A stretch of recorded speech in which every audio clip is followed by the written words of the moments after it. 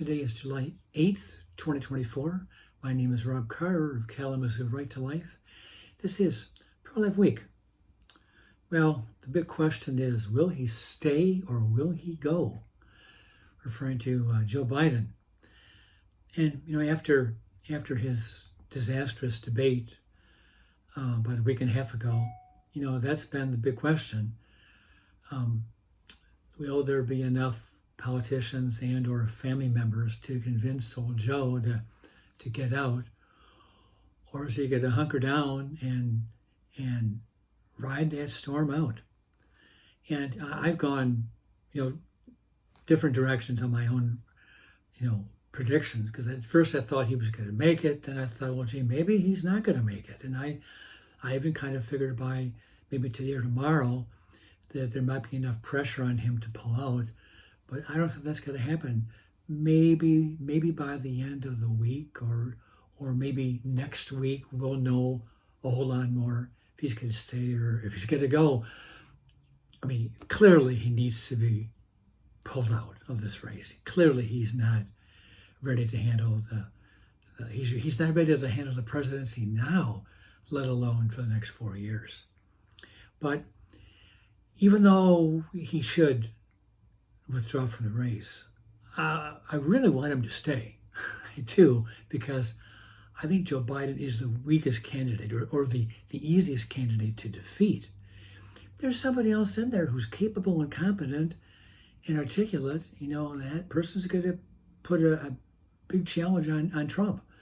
But Joe Biden, he is the candidate we want running against Donald Trump, because he just cannot do it. And the American public knows it. And, the Democrats have made their bed with Joe Biden, and they're going to have to live with the consequences. Anyway, let's move on to some pro-life news. I'll be reading from portions of this. The Catholic Bishop of Madison, Wisconsin, Donald Hying, I'm not even sure how to pronounce his last name, said there is no wiggle room on abortion. When he was asked about President Biden, he said, "I would say, Mr. President, we invite you to look at what the church says about the dignity of life. It's important to point out," I'm quoting here, "it's important to point out that abortion isn't wrong because the Catholic Church says it's wrong. The Catholic Church says it's wrong because it's inherently wrong." Unquote. That's a great answer. So I got to thinking about, because I've talked before about Biden and the Catholic Church and about how they're struggling with how to deal with his pro-abortion zealotry. But I was talking to a friend last week, and I kind of posed some hypotheticals. What if a politician like a Joe Biden were to come out and say, I support lynching, I supported slavery, I think blacks are inherently genetically inferior, really, really harsh things. What would the church do? I mean, clearly the Catholic Church condemns slavery. And, lynching is a heinous crime against black people. So, and I'm thinking, so if a politician said, yeah, I think slavery was great, would the Catholic Church excommunicate that person? I don't know. But I think the church would severely rebuke that person, severely. And maybe there would be calls for removal from the church, because that's a position that cannot be taken in 2024. So let's transfer this to abortion. I mean, if slavery was inherently evil and abortion is equally inherently evil, then why can't the punishment be inherently the same? Excommunication.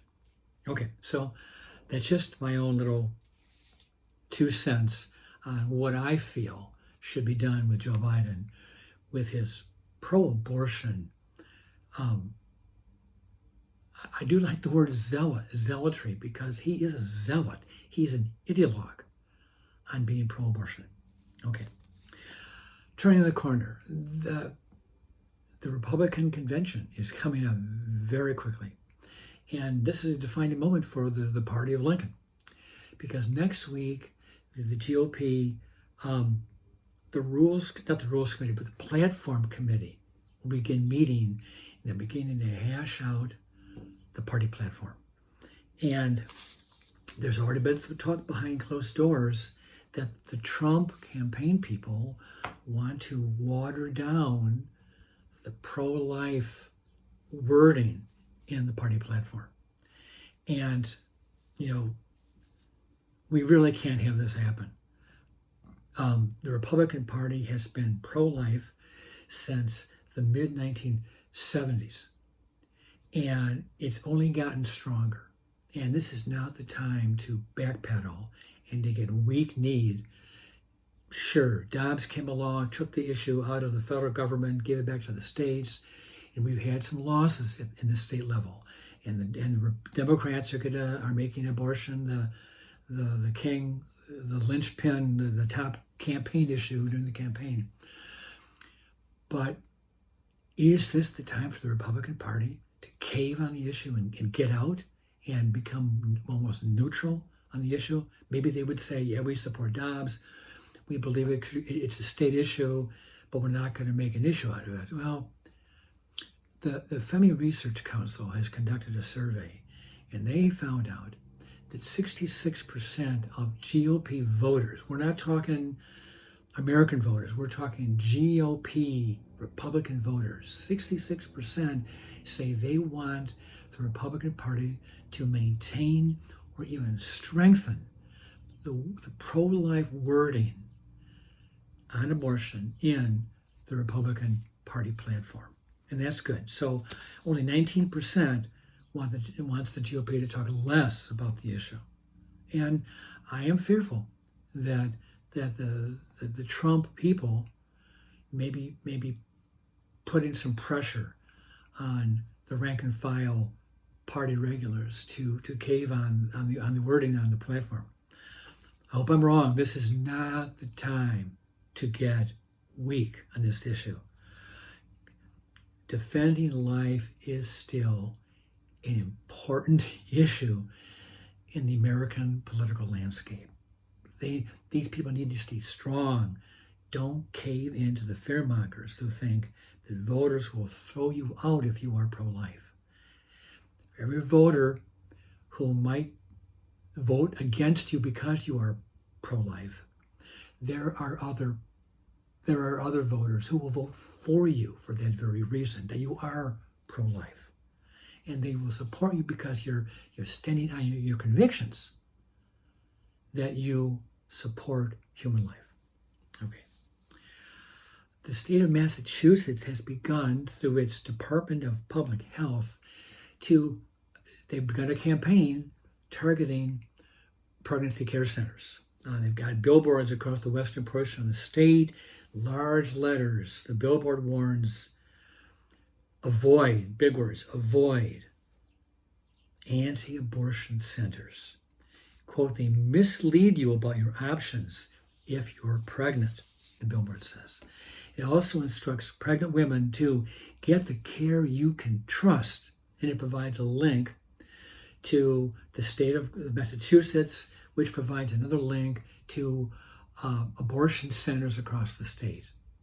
And I just mentioned in passing that Massachusetts Senator Elizabeth Warren has been leading the charge nationwide on trying to target and really to drive pregnancy care centers out of business, clearly in her home state, but really all across the country.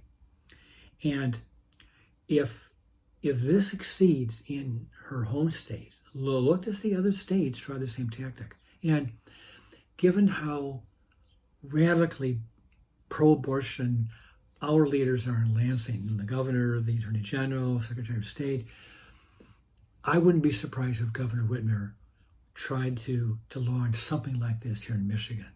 So pregnancy care centers, be on the lookout, be on the alert, stay strong, hold fast, because this may be coming to a state near you. Okay, last item. Good news coming out of the state of Tennessee. Well, back in 2021, about a dozen people conducted a rescue. They blocked the entrance of an abortion clinic in some little town called Mount Juliet, Tennessee. I have no idea where Mount Juliet is. But anyway, a year later, they were arrested by the FBI. Maybe it was less than a year, but they were arrested by the FBI and charged with violating the FACE Act. Well, we've talked about the FACE Act before. And they were convicted last year of violating the FACE Act and given some prison terms. Well, one individual, a man named Paul Vaughn, was given a 1-year prison term. Well, just last week, a judge in Tennessee has reversed that prison term, that sentence, and has given him 3 years supervised release. So my response to that is he has received a just response to an unjust sentence. And, you know, the Biden administration is continuing to wage war against pro-life activists who are trying to save the lives of unborn babies. And they're gonna keep trying. But I'll end here with that good news about Paul Vaughn's reduced sentence. And with that, I will let you go. I will see you next time.